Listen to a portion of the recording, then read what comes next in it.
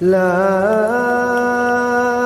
أقسم بيوم القيامة ولا أقسم بالنفس اللوامة أيحسب الإنسان أن لن نجمع عظامه بلى قادرين على أن نسوي بنانه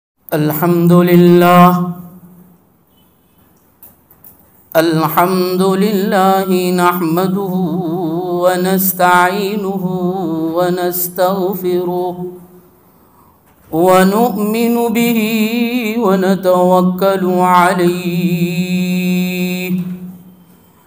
ونعوذ بالله من شرور أنفسنا ومن سيئات أعمالنا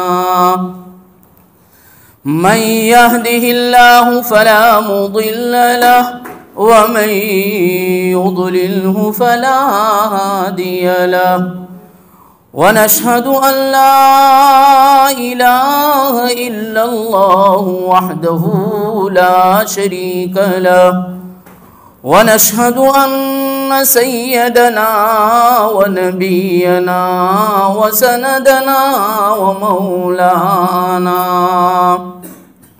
محمدًا عبده ورسوله صلى الله تعالى عليه وعلى آله وأصحابه وبارك وسلم تسليما كثيرا كثيرا أما بعد فأعوذ بالله من الشيطان الرجيم بسم الله الرحمن الرحيم قل إن كنتم تحبون الله فاتبعوني يحببكم الله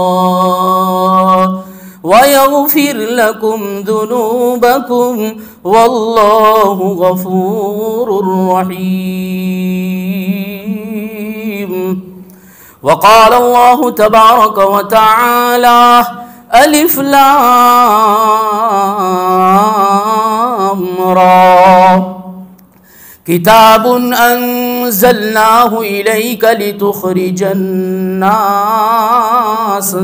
من الظلمات إلى النور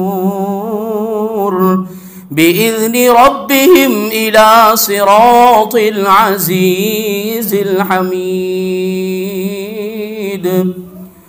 وقال النبي صلى الله عليه وسلم كلكم راع وكلكم مسؤول عن رعيته أو كما قال عليه الصلاة والسلام در فشانی نے تیری قطروں کو دریا کر دیا آنکھوں کو بینا دل کو روشن کر دیا جو نہ تھے راہ پر اوروں کے ہادی بن گئے کیا نظر تھی جس نے مردوں کو مسیحا کر دیا جس دور پہ نازا تھی دنیا اب ہم وہ زمانہ بھول گئے غیروں کی کہانی یاد رہی ہم اپنا فسانہ بھول گئے منہ دیکھ لیا آئینے میں پر داغ نہ دیکھے سینے میں جی ایسا لگایا جینے میں مرنے کو مسلمان بھول گئے معزز سامعین کرام مختصر وقت ہیں مختصر وقت میں چند باتیں گوش گزار کرنا ہے سننا سنانا ہے قرآن کہتا ہے وَذَكِّرْ فَإِنَّ الذِّكْرَىٰ تَنفَعُ الْمُؤْمِنِينَ پند و نصائح کیا کرو دین کے تذکیرے کیا کرو اپنے آپ کے مسلمان ہونے کے، مومن ہونے کے لیے دین کے مذاکرے کیا کرو، ایک دوسرے کو نصیحت کیا کرو، تاکہ نصیحت کرنا، دین کی باتیں سننا سنانا ایمان والوں کو فائدہ دیتا ہے۔ دنیا میں بسنے والا ہر انسان فائدہ ڈھونڈ رہا ہے، ہر انسان چاہے ماننے والا ہو نہ ماننے والا ہو، ہر کوئی یہ چاہتا ہے کہ مجھے منافع مل جائے، فائدہ مل جائے، ہر کوئی مفاد کی تلاش میں ہے۔ مجھے اور آپ کو پوری دنیا کی روح بنایا گیا ہے۔ یہ آسمان و زمین، چاند سورج سیارے، یہ سارا دنیا کا نظام کلمہ گو کے صدقے میں چل رہا ہے۔ تو جب یہ سارا نظام ایمان والے کے طفیل اور ایمان والے کے صدقے میں چل رہا ہو تو لازمی ہے، واجب بن جاتا ہے، ضروری بن جاتا ہے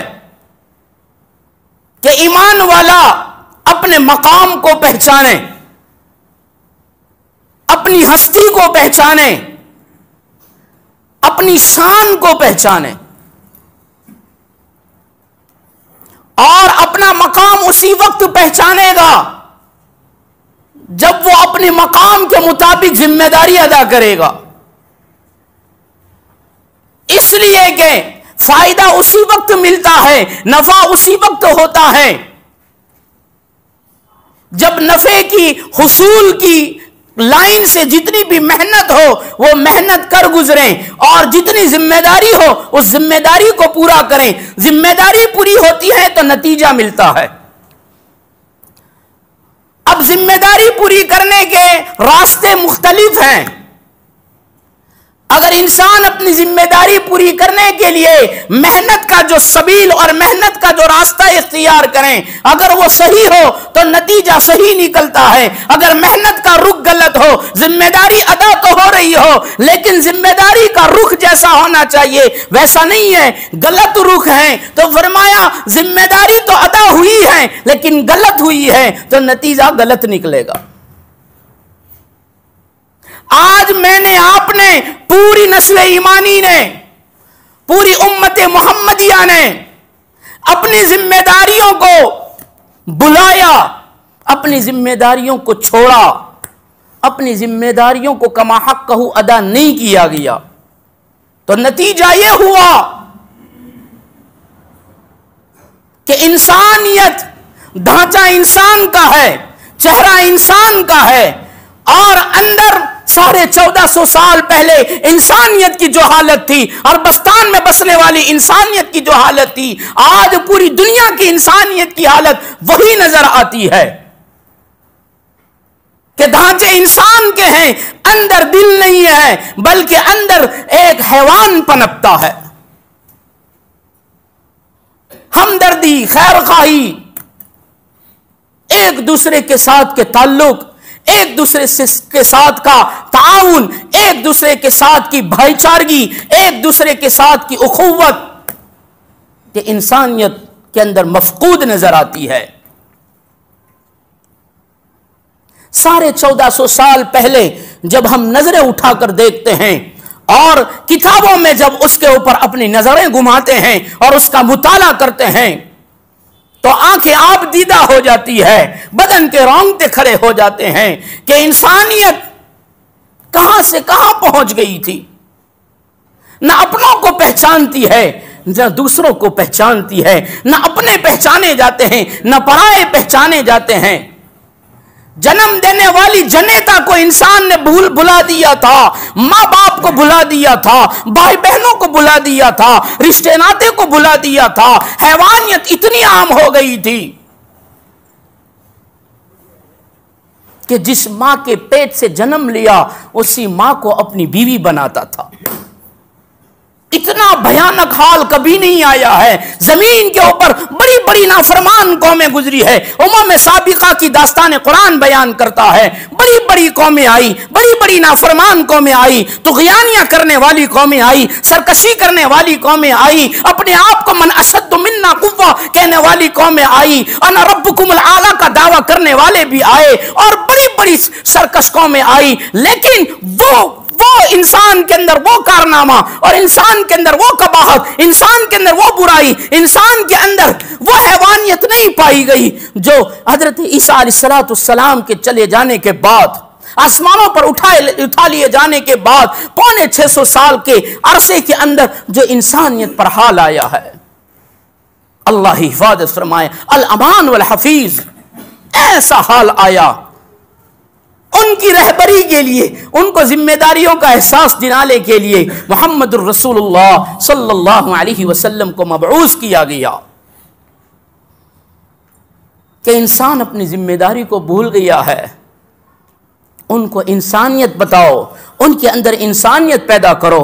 ایک غیر مسلم مؤرخ لکھتا ہے، جس کے پاس ایمان نہیں ہے، جس کے پاس اسلام نہیں ہے، وہ غیر مسلم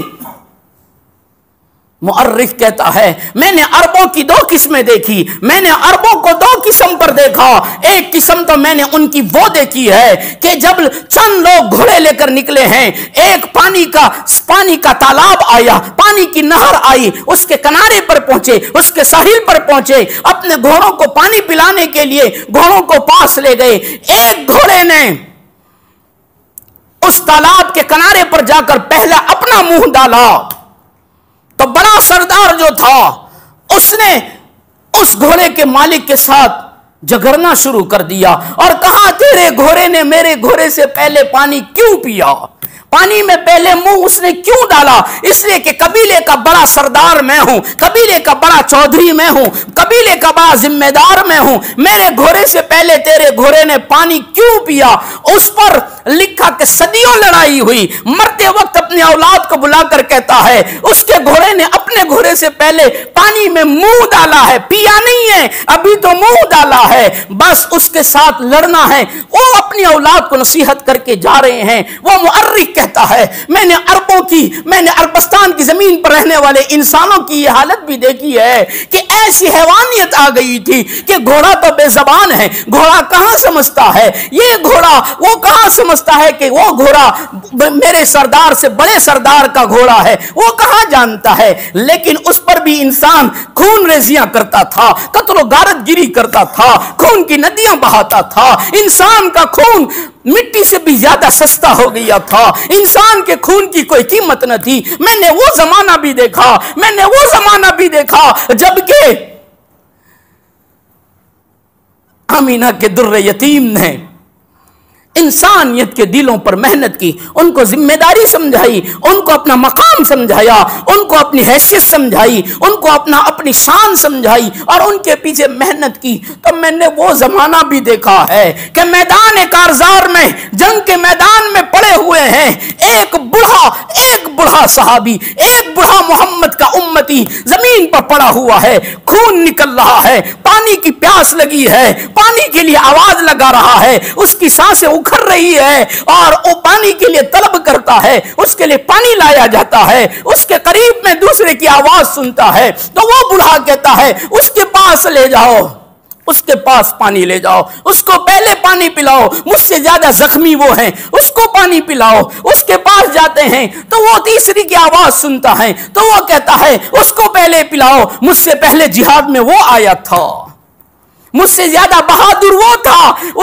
اس کا بدن زخمی ہے، اس کو پانی پلاؤ۔ ایسا کرتے کرتے ایک روایت میں 3 اور ایک روایت میں 7 آدمیوں کے پاس وہ پانی کا گلاس جاتا ہے، پانی کا کٹورا جاتا ہے، وہ پانی کا جام جاتا ہے اور 7ویں کے پاس پہنچتا ہے تو 7واں اپنی جان دے چکا ہے، 6 کے پاس آتا ہے تو وہ بھی کوثر پر پہنچ چکا ہے، تیسرے کے پاس آتا ہے وہ بھی اپنی جان اللہ کو پیاری کر چکا ہے، یکے بعد دیگر 7 شہید ہو گئی ہیں۔ وہ مؤرخ لکھتا ہے میں نے یہ زمانہ بھی دیکھا کہ جب انسانیت کے پیچھے محنت ہوئی، انسانیت کو انسان کا پیغام دیا گیا اور انہوں نے محمد الرسول اللہ صلی اللہ علیہ وسلم کو اپنا آئیڈیل مانا، اپنے لیے نمونہ مانا، اپنی زندگی کے لیے سیمپل بنایا، تو پھر ان کی زندگیوں میں وہ ہمدردی آئی، وہ خیر خواہی آئی، وہ اخوت آئی، وہ بھائی چارگی آئی کہ اندر انسان ایسا بن گیا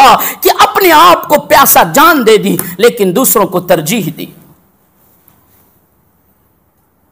حضرت عمر کی باندھی فرماتی ہے، حضرت عمر ابن خطاب کی باندھی فرماتی ہے، ایک زمانہ وہ تھا کہ میں عمر ابن خطاب کے گھر پر کام کرتی تھی۔ جب عمر کو پتا چلا کہ میں نے محمد کا کلمہ پڑھ لیا ہے، میں اسلام کے دائرے میں داخل ہو گئی ہوں، تو عمر نے مجھے الٹا لٹکایا، سر نیچے کی طرف، پاؤں اوپر کی طرف۔ ایک عورت ہے، ایک خاتون ہے، وہ خاتون، وہ کنیز، وہ باندھی، وہ نوکرانی، وہ خادمہ کہتی ہے مجھے الٹا لٹکایا، اور الٹا لٹکا کر عمر میرے جسم پر کوڑے برسا رہا ہے، عمر میری پیٹھ کو، میری پشت کو چھلنی چھلنی کر رہا ہے، عمر کے کوڑے لگ رہے ہیں، عمر کے درے لگ رہے ہیں، چمڑی ادھر رہی ہے، چمڑی نکل رہی ہے، خون نکل رہا ہے اور خون کے فوارے چھوٹ رہے ہیں۔ اتنا مارتے ہیں، وہ خود وہ خادمہ کہتی ہے عمر نے اتنا مارا کہ عمر تھک گیا، عمر نے سانس لی، بیٹھ گیا، پانی منگوایا، پانی پیا، پانی پینے کے بعد تھوڑی دیر بیٹھا، جب سانس نرم ہوئی تو پھر کھڑا ہوا، پھر عمر نے مجھے مارنا شروع کیا اور کہتا ہے عمر لال اور سرخ آنکھیں ہیں اور کوڑا لہرا کر کہتا ہے کوئی بھی اگر محمد کا کلمہ پڑھے گا، کوئی بھی دائرہ اسلام میں داخل ہوگا، عمر اس کو قتل کر دے گا، عمر اس کی گردن اڑا دے گا۔ وہ خادمہ کہتی ہے میں بے ہوش ہو جایا کرتی، خون نکلا کرتا، جب ہوش میں آتی عمر کہتا کلمہ چھوڑ دے، محمد چھوڑ دے، ورنہ ہمارا گھر چھوڑ دے۔ میں نے کہا عمر تیری چوکھٹ تو چھوڑ سکتی ہوں لیکن محمد نے جو ذمہ داری سکھائی ہے وہ نہیں چھوٹ سکتی۔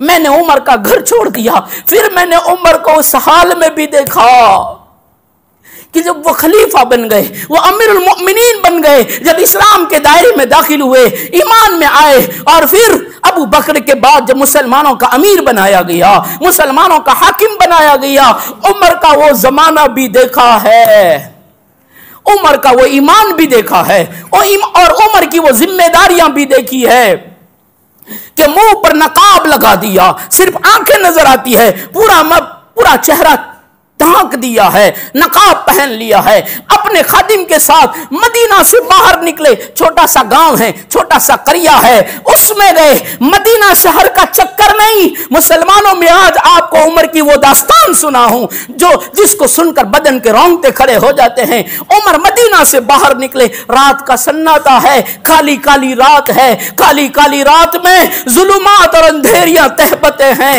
اور اپنے خادم کو ساتھ میں لیا، کہاں چلو، ذمہ دار ہے نا، میرے نبی کی امت کس حال میں ہے، میری رعایا کس حال میں ہے، میں ذمہ دار ہوں۔ نکلے ہیں، چھوٹے سے قریے میں پہنچے، چھوٹے سے گاؤں میں پہنچے، فرمایا عمر نے ایک گھر میں چراغ جلتا ہوا دیکھا،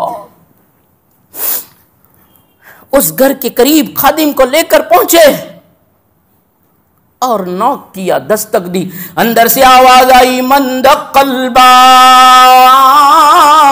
دروازے پر کون آیا ہے، مارے ہوں کو ستانے کون آیا ہے، بھوکوں کو اور پیاسوں کو کون دستک دے کر بلا رہا ہے۔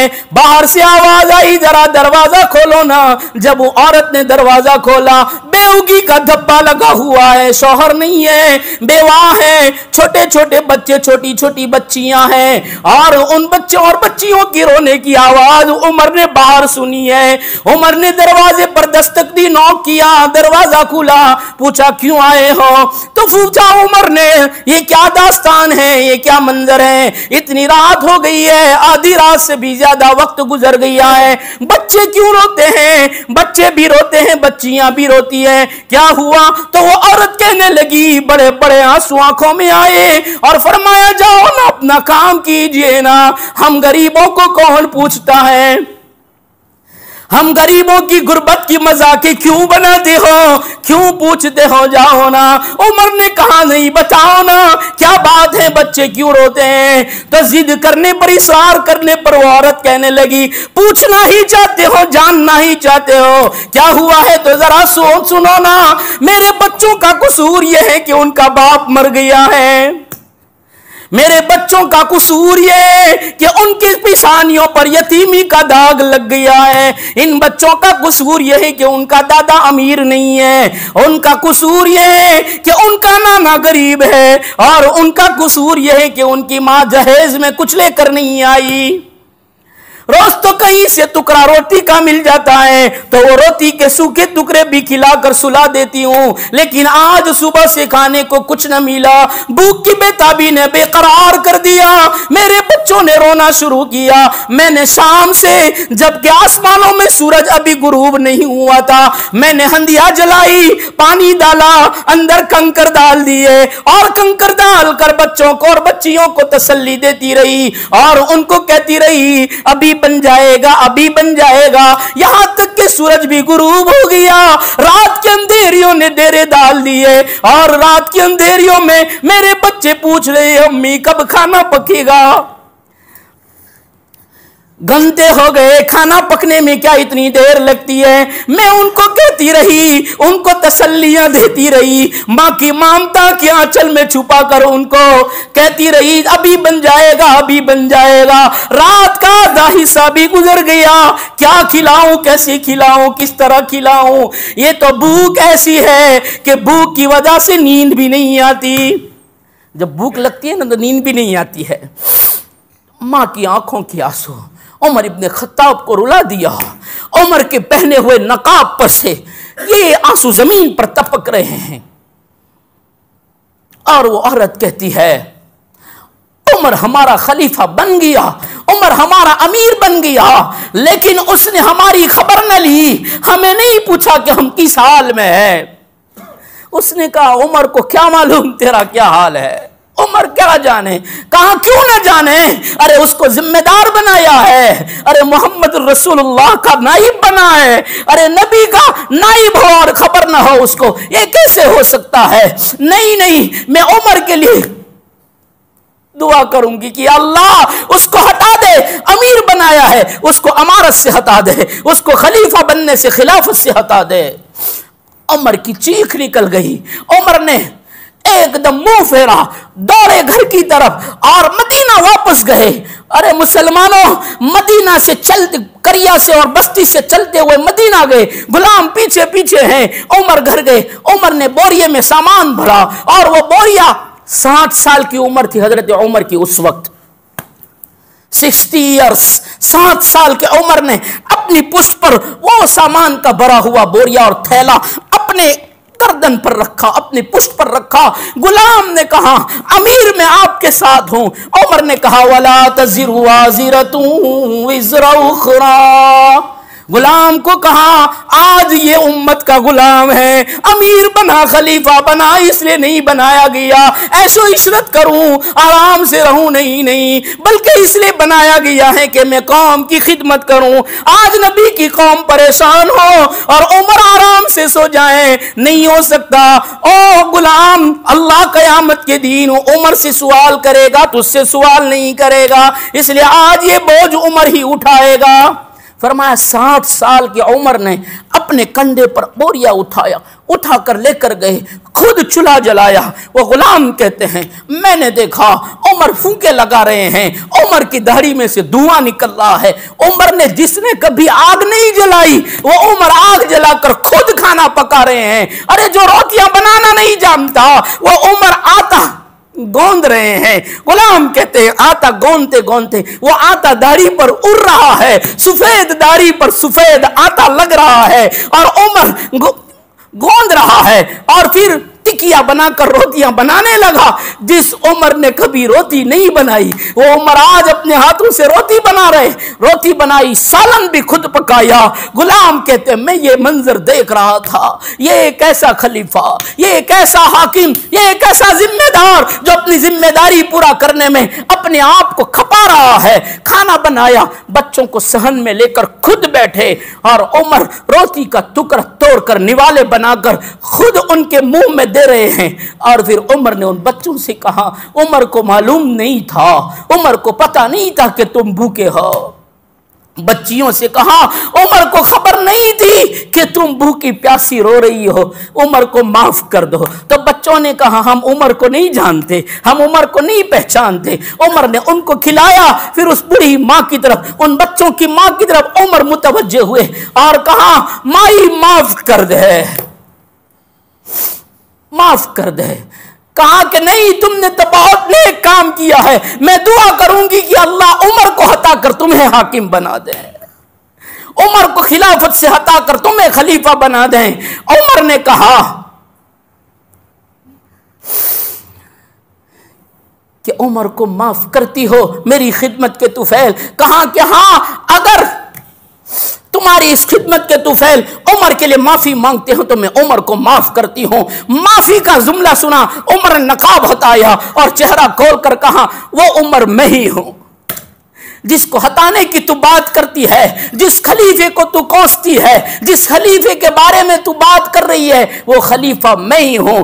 اس نے کہا، ایک دم چیخ نکلی اور کہا میں نے آپ کو اتنی کڑوی کسیلی سنائی، پھر بھی آپ نے مجھے کچھ نہ کہا۔ کہا نہیں نہیں، بس میں تجھ سے معافی مانگتا ہوں، آج یہاں بھی معاف کر دے اور کل قیامت کے دن میرے نبی کے سامنے بھی مجھے معاف کر دینا۔ اس عورت نے کہا میں نے یہاں بھی معاف کیا، وہاں بھی معاف کیا، میں اللہ سے دعا کروں گی کہ اللہ تیری خلافت کو باقی رکھے۔ یہ ذمہ داریاں ہیں، جب ذمہ داریاں سیکھ گئے، امتی بن گئے، اپنی ذمہ داریاں سمجھے اور نبی کی امت میں اپنے آپ کو لگایا تو پھر اللہ نے کہاں سے کہاں پہنچا دیا۔ اسی کی طلب اللہ قرآن میں کرتا ہے، قل ان کنتم تحبون اللہ، او نبی جی، او حبیب جی، او پیارے آمینہ کے در یتیم جی، او نبی جی ذرا اپنی قوم کو کہہ دیجئے نا، 21ویں صدی کے مسلمانوں کو بھی بتا دیجئے نا قرآن کے حوالے سے، قل ان کنتم تحبون اللہ، اور 21ویں صدی کے مسلمانوں اگر یہ چاہتے ہو کہ اللہ ہم سے محبت کریں، اللہ ہمارا بن جائیں، حالات ہماری مخالفت سے نکل کر ہماری موافقت میں آ جائیں، اللہ کی مددیں، اللہ کی نصرتیں، اللہ ہمارے ساتھ ہو جائے تو فاتبعونی، میری اطاعت کرو، محمدی بن جاؤ، محمدی سنتوں کو اپنا لو، محمد کی زندگی کو اپنی زندگی کے ساتھ، اپنی زندگی کو محمد کی زندگی کے ساتھ میل کھلا دو تو کیا ہوگا؟ یحببکم اللہ، اللہ تمہیں محبوب بنا لے گا، اللہ تم سے محبت کرے گا، اور جب محبت کرے گا تمہاری آہ نکلے گی، آواز نکلے گی، اللہ فرشتے بھیج دے گا، اللہ فرشتوں کے ذریعے مدد کرے گا، اللہ تمہاری موافقت میں آ جائے گا، اللہ کی نصرتیں آ جائے گی، وَيَغْفِرْ لَكُمْ ذُنُوبَكُمْ، تمہارے گناہ بھی معاف کر دیے جائیں گے، تمہاری زندگی کے قصوروں کو معاف کر دیا جائے گا، واللہ غفور الرحیم، اللہ بڑا معاف کرنے والا، بڑا رحم کرنے والا ہے۔ لیکن اپنے آپ کو محمدی بناؤ، اپنے آپ کو نبی کریم صلی اللہ علیہ وسلم والی زندگی میں دھا دو۔ ذرا سنو نا، میری آپ کی ماں ام المؤمنین حضرت خدیجۃ الکبریٰ رضی اللہ تعالیٰ عنہا فرماتی ہے، میں نے زندگی میں 2 مرتبہ بیوگی کا دھبا لگا، 2 مرتبہ شادیاں کی، 2 مرتبہ بیوہ ہو گئی، میں نے زندگی میں نیت کر لی اب شادی نہیں کروں گی، اب نکاح نہیں کروں گی، اب اس دیواتی زندگی کا داخلہ نہیں لوں گی، بس یہ نیت کر لی۔ مکہ کے بڑے بڑے امیروں نے، بڑے بڑے تاجروں نے، بڑے بڑے مالداروں نے پیغام میں نکاح بھیجا کہ ہم سے نکاح کر لو، اس لیے کہ خدیجہ بھی بہت امیرن تھی، بہت مالدار تھی، کہا کہ ہم سے نکاح کر لو، کہا ہمیں نکاح نہیں کرنا ہے، اب ہمیں شادی نہیں کرنا ہے۔ لیکن خدیجہ کہتی ہے 25 سال کا محمد جس کی میں نے چرچے سنے، جس کی ایمانداری کو، جس کی امانت داری کو، جس کے اخلاق کو، جس کے کردار کو، جس کی زندگی کو میں نے لوگوں کی زبان سے سنا، تو میں نے نیت کی کہ نکاح کرنے سے پہلے محمد کا امتحان لے لوں، اس دیواتی زندگی کے داخلے سے پہلے محمد کا رفیق بنوں اور رفیقہ بنوں، اس کو رفیق بناؤں، اس سے پہلے ذرا دیکھ تو لوں کہ محمد کیسا ہے۔ چرچے تو سنے، کانوں نے سنا، اب آنکھوں سے دیکھنا بھی چاہتی ہوں۔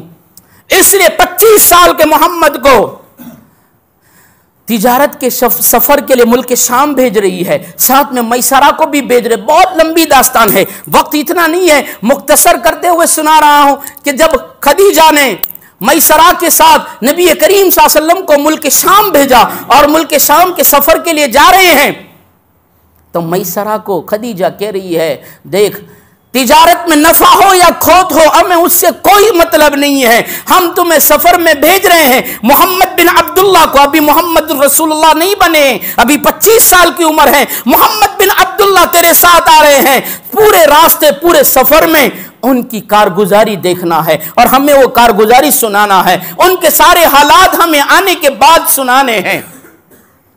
سفر ہو رہا ہے، لمبا چوڑا سفر ہو کر واپس آئے. میسرہ سے خدیجہ نے پوچھا محمد بن عبداللہ کو کیسا پایا، ان کی کارگزاری ذرا سناؤ، ان کی سرگزشت سناؤ. تو میسرہ کہتا ہے خدیجہ کیا سناؤں، میں نے بڑے بڑے، او میری ملکہ، میں نے بڑے بڑے لوگوں کے ساتھ سفر کیے، لیکن محمد بن عبداللہ کے ساتھ جو سفر کیا ہے زندگی میں ایسا سفر نہیں ہوا ہے. کیا ہوا؟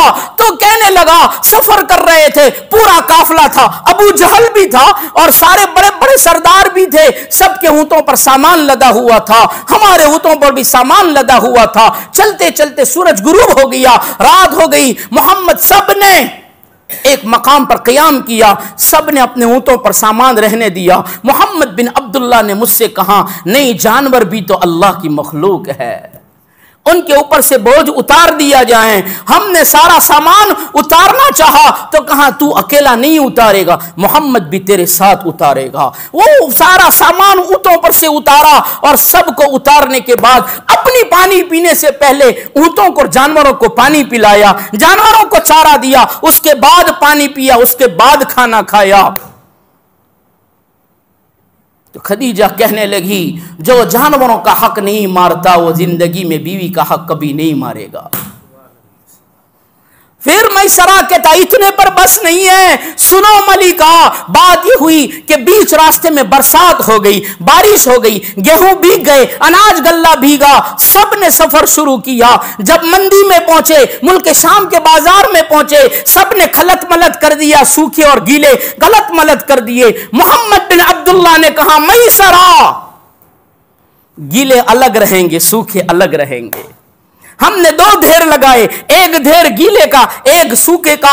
جب ملک شام کے بڑے بڑے تجار، بڑے بڑے تاجر لوگ منڈی میں آئے، بازار میں آئے، سب نے دیکھا ان کے پاس 2 ڈھیر ہیں، سب کے پاس ایک ایک ڈھیر ہیں. پوچھا یہ کیا ہے؟ تو محمد بن عبداللہ کہتے ہیں بارش کی وجہ سے بھیگ گئے تھے اس لیے گیلے ہیں، اس کی قیمت کم ہے، یہ سوکھے ہیں، اس کی قیمت الگ ہے. کہاں وہ تاجر لوگ کہنے لگے ہم نے صدیوں سے، سالوں سے ہم نے اس بازار میں دھندے کیے ہیں، تجارتیں کی ہے، لیکن ایسا ایماندار تاجر آج تک نہیں آیا ہے کہ جس نے اتنی ایمانداری دکھائی ہو. میسرہ کہتے ہیں سب سے پہلے ہمارے گیہوں سب بک گئے، منافع بھی ہوا، اور جب واپس آئے ہیں محمد کو میں نے دیکھا ہے کہ میری اپنی ذات سے زیادہ میری فکر کرتا ہے. حالانکہ میں تو ایک غلام تھا، میں تو ایک نوکر تھا، لیکن میرے ساتھ وہ برتاؤ کرتا ہے جو اپنوں کے ساتھ کیا جاتا ہے. میسرہ کی اس داستان کو سن کر خدیجہ کہنے لگی خدیجہ نکاح کرے گی اور محمد بن عبداللہ سے کرے گی، اس لیے کہ جو بازار میں بیپار کرتے ہوئے لوگوں کا حق نہیں مارتا وہ اپنی زندگی میں اپنی بیوی کا حق بھی کبھی نہیں مارے گا. اور انسانیت کو بتایا، تاجروں کو بتایا، سورت کی بازار میں دھندا کرنے والے تاجر کو بھی بتایا تو اگر تجارت کرتا ہے کسی کو دھوکہ نہ دے، کسی کو جھوٹ بول کر سامان نہ بیچ. میرے نبی نے فرمایا میرا امتی سب کچھ ہو سکتا ہے لیکن نہ جھوٹا ہو سکتا ہے نہ دغاباز ہو سکتا ہے. میری منڈیوں میں، میرے بازار میں، میرے ایمان والوں کی دکان پر ہر چیز جھوٹ بول کر بیچی جاتی ہے، ہر چیز دھوکہ دے کر بیچی جاتی ہے. ارے زیادہ منافع کے لیے اپنی چیز پر جھوٹ بول कर, धोखा देकर चीजें बेची जा रही है। जब मुआशरा ऐसा करने लगे, जब मुसलमानों की मंडियों में, मुसलमानों की दुकानों पर, मुसलमानों के बाजार में जब ऐसा होने लगे, तो याद रखो हालात बिगड़ेंगे, हालात आएंगे, नामुनासिब हालात आएंगे। अपने आप को मोहम्मदी कल्चर में ढालो, फिर हालात तुम्हारी मुआफकत में होंगे। मेरे पास 2 मिनट है, इंशाअल्लाह बात पूरा कर दूंगा। 1 बजे तक का मुझे वक्त दिया गया है। वही खदीजा है, वही खदीजा मेरी आपकी माँ है। जिंदगी की आखिरी रात आई, आखिरी रात, नबी करीम सल्लल्लाहु अलैहि वसल्लम अपनी जिम्मेदारी पूरी करके, उम्मत के पीछे मेहनत करके जब घर वापस आए हैं, रात का सन्नाटा है। दरवाजे पर जाकर नॉक किया, खदीजा ने कहा दरवाजा खोल दो। हजरत नबी करीम सल्लल्लाहु अलैहि वसल्लम ने दरवाजा खोला, खदीजा को चारपाई पर सोए हुए देखा। खदीजा को देखकर नबी करीम सल्लल्लाहु अलैहि वसल्लम करीब जाकर कहा, खदीजा ये क्या बात है, जिस दिन से शादी की है, जिस दिन से तू मेरी जिंदगी में आई है, कभी ऐसा नहीं हुआ है कि मैं आया हूं और मेरे आने से पहले तूने दरवाजा ना खोला हो। आज क्या बात है, दरवाजा ना खोला। खदीजा की आंखों में आंसू आ गई, मेरी आपकी मां की आंखों में आंसू आए और फरमाया बात यह है कि लगता है अब जिंदगी की आखिरी सांसें हैं, आखिरी सातें हैं। नबी करीम सल्लल्लाहु अलैहि वसल्लम ने फरमाया क्या कहती है? और खदीजा कह रही है, ओ मेरे सरताज, उठने की सकत नहीं है, उठने की ताकत नहीं है, खदीजा अब जिंदगी में कभी दरवाजा नहीं खोलेगी। नबी ने रो दिया और फरमाया, खदीजा ऐसा ना बोल, अगर तू चली गई तो मोहम्मद का सहारा कौन बनेगा? तूने तो मुझे वो सहारा दिया है जिस सहारे को भूला नहीं जा सकता। खदीजा ने फरमाया, हाँ लगता है जिंदगी यारी न देगी। नबी करीम सल्लल्लाहु अलैहि वसल्लम रोने लगे तो खदीजा ने वो जुमले दोहराए जो आमीना ने 6 साल की उम्र में दोहराए थे। मां ने अपने बेटे से 6 साल की उम्र में कहा था, हर आने वाला जाने के लिए आता है। खदीजा ने फरमाया, ओ मेरे प्यारे शौहर, एक दिन मुझे भी जाना है, एक दिन आपको भी जाना है, हर आने वाला जाने के लिए आता है, लेकिन वो जाना जिस जाने में खुशियां हो, जिस जाने में रब राजी हो, जिस जाने में पैदा करने वाला राजी हो, वो असल जाना है। बस बैठ जाओ। सरहान ने बिठाया, बहुत लंबा वाकया है, वक्त नहीं है, मुख्तसर कर देता हूं। खदीजा ने करीब बिठाया, अपनी रान के नीचे से एक डिब्बा निकाला और डिब्बे में भुना हुआ गोश्त था। नबी करीम सल्लल्लाहु अलैहि वसल्लम के सामने आगे किया और कहा, मेरे सरताज ये खा लीजिए। कहां से आया? तो कहा मोहल्ले में किसी जगह पर खाना बना था, वहां से हदिया आया है। नबी करीम सल्लल्लाहु अलैहि वसल्लम ने फरमाया, खदीजा तू खा ले, खदीजा तू खा ले। कहा नहीं, आप खा लीजिए। अपनी 4 छोटी छोटी बच्चियों को, अपनी बच्चियों को सोया हुआ देखा। फरमाया, इन बच्चियों ने खाया कि नहीं? खदीजा की माँ की ममता का आंचल छलक पड़ा, आंखों में आंसू आए। फरमाया, नहीं, मैंने उनको भूखा सुला दिया है। नबी करीम सल्लल्लाहु अलैहि वसल्लम ने फरमाया, बेटियों को खिला देती। खदीजा ने फरमाया, ओ मेरे सरताज, अगर मैं और बेटियां भूखी रही और हमें कुछ हो गया तो हमारा नुकसान होगा, अगर आपको कुछ हो गया तो उम्मत का नुकसान हो जाएगा। वो खदीजा कहती है, हाथ दे दो ना। नबी करीम सल्लल्लाहु अलैहि वसल्लम का हाथ पकड़ा और हाथ पकड़ कर, 2 मिनट ज्यादा हो जाए कोई हरज नहीं, हाथ पकड़वाया। नबी का हाथ खदीजा के हाथ में है, नबी की तरफ देख रही है और फरमा रही है, ओ मेरे सरताज, हाथ मत छोड़िए जब तक कि आंखें बंद हो जाएं, वहां तक हाथ मत छोड़िए। नबी ने फरमाया, खदीजा ऐसा क्यों कहती है? तो फरमाया, खदीजा ने आंख बंद हो जाए, अल्लाह के दरबार में पेशी हो, अल्लाह पूछे खदीजा क्या लेकर आई है, तो कहूं पलड़े कुछ नहीं है, तेरे मोहम्मद का साथ लेकर आई हूं। या रसूल अल्लाह, खदीजा कहती, या रसूल अल्लाह, मेरी तरफ देखिए ना। आंखों की टिकटिकी बंधाई और कहा, जब तक ये आंखें बंद न हो वहां तक आंखें मत हटाइए। क्यों? कहा, इसलिए कि रब पूछे क्या लेकर आई हो, तो कहूं कुछ नहीं, तेरे मोहम्मद का दीदार लेकर आई हूं। फिर फरमाया, दामन पकड़ कर कहा, जरा ایک ہاتھ سے دامن پکڑا ہے، ایک ہاتھ سے نبی کا ہاتھ پکڑا ہے، اور کہا بتاؤ نا زندگی میں نے آپ سے کچھ نہیں مانگا، جب سے اسلام قبول کیا، جب سے آپ کی ایمان میں داخل ہوئی، دین میں داخل ہوئی، آپ سے کچھ نہیں مانگا ہے۔ بڑی مالدار تھی، بہت بڑے بڑے کپڑے پہنتی تھی، لیکن آپ کے گھر پر آ کر میں نے پھٹے پرانے کپڑے پہنے، میں تو گدوں پر سویا کرتی تھی، آپ کے گھر پر آ کر میں نے چٹائی پر سویا ہے، میں بوریے پر سوئی ہوں، میں نے آپ سے کچھ نہیں مانگا، آج مانگ رہی ہوں۔ نبی نے فرمایا میں بھی تو اسی انتظار میں ہوں کہ خدیجہ نے زندگی میں کچھ نہیں مانگا، آج مجھ سے کچھ مانگ لے۔ بول کیا مانگتی ہے؟ تو کہا اتنا کہہ دو نا کہ آپ مجھ سے راضی ہے کہ نہیں راضی۔ آپ کی زندگی میں نے مجھ سے کچھ بھول ہو گئی ہو تو میں معافی مانگتی ہوں، آپ راضی ہیں کہ نہیں؟ نبی کی آنکھوں میں آنسو کی قطار بن گئی، آسمان کی طرف دیکھا اور فرمایا الہی فرش پر تیرا محمد خدیجہ سے راضی ہے، عرش پر تو بھی اس سے راضی ہو جا۔